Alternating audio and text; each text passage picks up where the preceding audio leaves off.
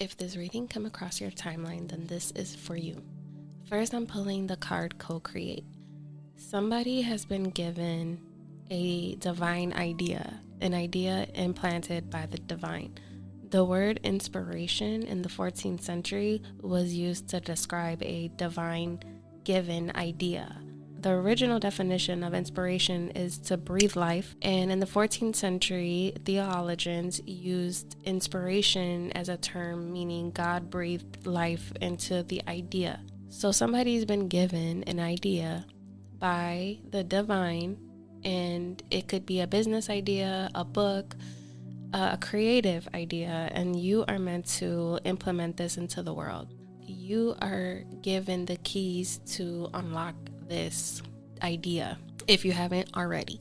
Then the card Chopwood 42 comes up, and it's kind of saying if you already have received this idea, you could have received it through day-to-day action, like cleaning your litter box, I don't know, washing the dishes. Anything could have given you this divine inspiration. For some of you, the Co-Create, Chopwood, and I didn't mention that Between Worlds is on the table, which is due to the fact we just entered the 2-2 portal in the full moon in Leo. We have Neptune entering Aries. On the 13th, Saturn will enter Aries. And Neptune and Saturn will be conjuncting at 0 degrees, which is something that hasn't happened in recorded human history. So we're up to see huge changes, and we are between worlds right now, the Bardo. For some of you, Co-Create and Chopwood are on the table. This idea that the divine has bestowed upon you, or wants to bestow upon you rather, for the ones that haven't received the idea yet, it is because you are too focused on the obsessive over rather creating, right? You feel the need to create. Some of you may feel the need to create as a job because that's your income. Some of you may feel the need to create because, you're a creator, and creators hit roadblocks, creative blocks, right?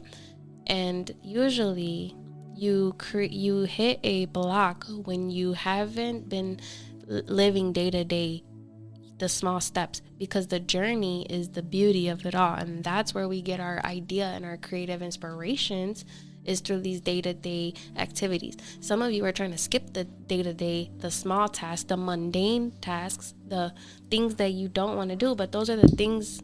Some of you are trying to avoid doing those small things that actually will be putting you in that alone time with the divine in a type of meditation. Some of you don't even know how to properly meditate and don't realize when you wash the dishes that puts you in a state of meditation. Writing puts you in a state of meditation. There's other ways to meditate other than just sitting with your legs crossed and expecting something miraculous to happen.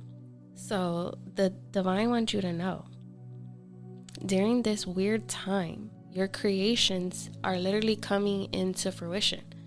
Some of you may be experiencing more negative aspects of this manifestation because of the state of your nervous system and the place of your mind, and noting that you need to be on the frequency to receive the things that you want to receive. So Nikola Tesla said everything is in the terms of frequencies and vibrations. So raise your vibration, tune into a different frequency if you want to receive other things. Other quote I could give you is, the definition of insanity is doing the same thing over and over and expecting different results. Thank you, Albert Einstein.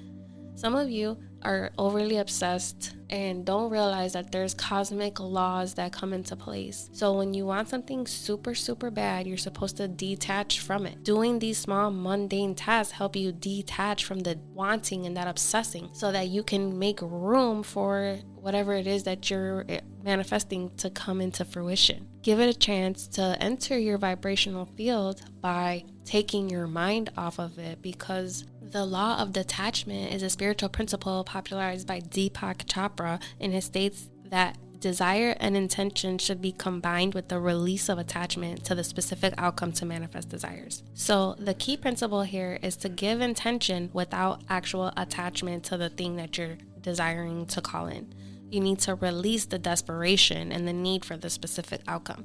You need to release the need to control every damn thing that comes into your life. In the same collective, some of you really just need to breathe and focus on breath work.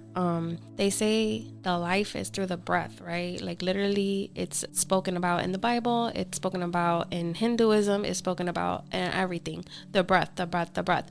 Literally learning how to breathe the proper way is going to help you in so many ways. Regulating that nervous system is like a key to holding a manifestation.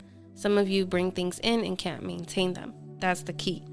Also, what I feel is like a lot of you have been so patient for a particular outcome, but you still see the same kind of repetitive stories being written in your next timeline, in the current timeline. The fact of the matter is you've had patience, but you've been your own worst enemy. You've been manifesting negativity because you're either, and don't shoot the messenger, you're either envious of others, and that can even be of strangers, of like watching a YouTube video or a Instagram reel and feeling like jealous or why can't I have that, instead of saying, hey, if she can have that, I can have that too. It's all about the way that you're thinking and the things that you're putting out. Sometimes you're focusing on lack and focusing on what you don't have instead of focusing on what you do have. And some of you guys, if you just did a simple gratitude journal, like something so simple can make such a big difference in your life. The key here is to being flexible and to seeing the bright side of things, because the sun card comes out at the end and is basically just telling you everything's going to be okay. Focus on the things that you have right now and the things that you love so that you can manifest more of the same, because everything is in terms of frequencies and vibrations. So operating on the frequency or the vibration of where you want to be. Wake up tomorrow, and this is a challenge, and dress as the you that you want to align with. Have breakfast as the one that you want to align with. What does she eat? What does her routine look like? If you haven't been to the gym, go to the can't tell you exactly what you should do, but you know what's on that manifestation list. You know what's on your bucket list. You know what's on your vision board. And in order to obtain it, you have to be it. Now that was your reading for the day. Remember, life ain't easy, but later gets greater. So stay in tune and don't forget to check in with your girl, Hati Winini, for the next reading.